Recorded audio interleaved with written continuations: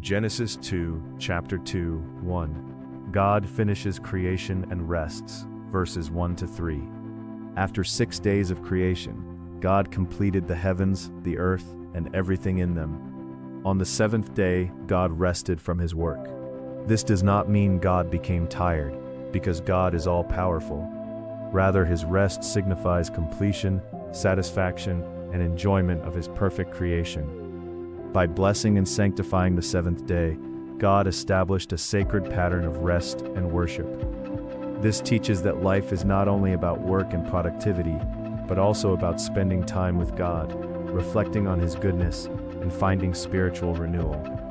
Spiritual lesson: God's rest reminds believers to trust him, pause from constant labor, and honor him with worship and gratitude. 2. The earth before human cultivation, verses 4 to 6. The chapter shifts from the broad overview of creation in Genesis 1 to a more detailed account of humanity's creation. At this stage, rain had not yet fallen on the earth, and no human existed to cultivate the land. Instead, a mist rose from the earth to water the ground. This picture shows God's careful preparation of the world before placing humanity in it. Everything was being arranged according to his perfect plan. Spiritual lesson: God prepares what his people need before they even arrive. His provision often comes before our awareness of it. 3. The creation of Adam, verse 7. God formed man from the dust of the ground and breathed into his nostrils the breath of life. This verse reveals two important truths. First, humans are humble creatures made from earthly material. Second, humans possess unique dignity because God personally breathed life into them. Adam became a living soul, distinct from the animals, because he was created in a special relationship with God. Spiritual lesson: human life is sacred, because every person ultimately owes their existence to God's creative breath. 4. God plants the Garden of Eden, verses 8 to 9. God planted a beautiful garden in Eden and placed Adam there. The garden contained trees that were pleasing to the eye and good for food, showing God's generosity and care. Among these trees were the tree of life and the tree of the knowledge of good and evil.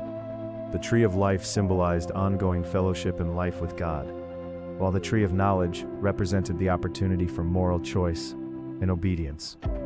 Spiritual lesson: God provides abundantly for his children while also giving them the freedom and responsibility to obey him. The rivers of Eden, verses 10 to 14. A river flowed from Eden and divided into 4 rivers: Pison, Gihon, Hiddekel, Tigris, and Euphrates. The mention of gold, precious stones, and fertile lands emphasizes the richness and beauty of God's creation.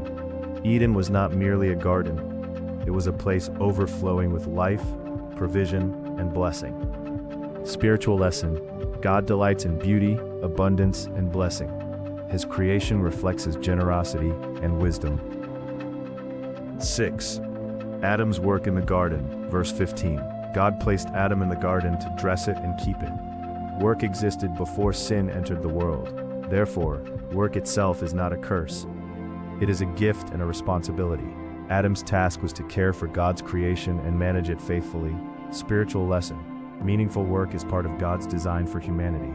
Believers honor God by being faithful stewards of the responsibilities he gives them. 7. The command concerning the tree, verses 16 to 17.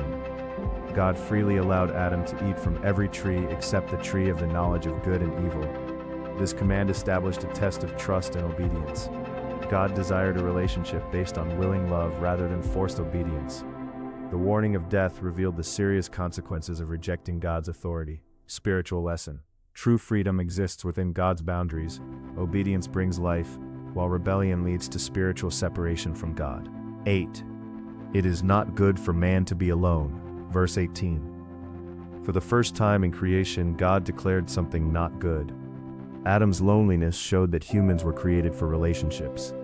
God determined to make a helper suitable for him, not someone inferior, but a companion who would complement him and share life's responsibilities. Spiritual lesson: God created people for fellowship, community, friendship, and loving relationships. 9. Adam names the animals, verses 19 to 20. God brought the animals before Adam, and Adam named them.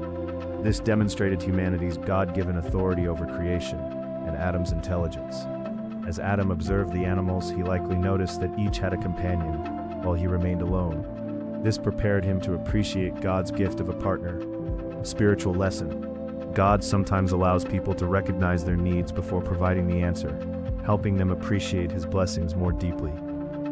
10. The creation of Eve, verses 21 to 22. God caused Adam to fall into a deep sleep and formed a woman from one of his ribs. Eve was not made from Adam's head to rule over him, nor from his feet to be beneath him, but from his side to stand beside him. God personally brought Eve to Adam, showing that marriage is his divine institution. Spiritual lesson: men and women possess equal value before God and are designed to work together in unity and love. 11. Adam's joy and recognition. Verse 23. When Adam saw Eve, he immediately recognized her as his perfect companion. His joyful declaration, "Bone of my bones and flesh of my flesh," expresses unity, intimacy, and belonging. This is the first recorded human statement in Scripture and reflects wonder and gratitude for God's gift. Spiritual lesson: God understands human needs perfectly and provides relationships that reflect his love and care. 12. God's design for marriage. Verse 24. This verse establishes the biblical foundation for marriage. A man leaves his parents, joins himself to his wife, and the two become one flesh. Marriage involves a new primary relationship, lifelong commitment, and deep unity, physically, emotionally, and spiritually. Spiritual lesson: marriage is God's sacred covenant designed to reflect faithfulness, love, unity, and partnership. 13. Innocence before the fall. Verse 25. Adam and Eve were naked and felt no shame. They lived in complete innocence, purity, and openness before God and each other. There was no guilt, fear, deception, or brokenness. This verse portrays the perfect harmony that existed before sin entered the world in Genesis 3. Spiritual lesson: humanity was originally created to enjoy perfect fellowship with God, free from shame, fear, and separation. Main message of Genesis 2. Genesis 2 reveals God's personal care for humanity.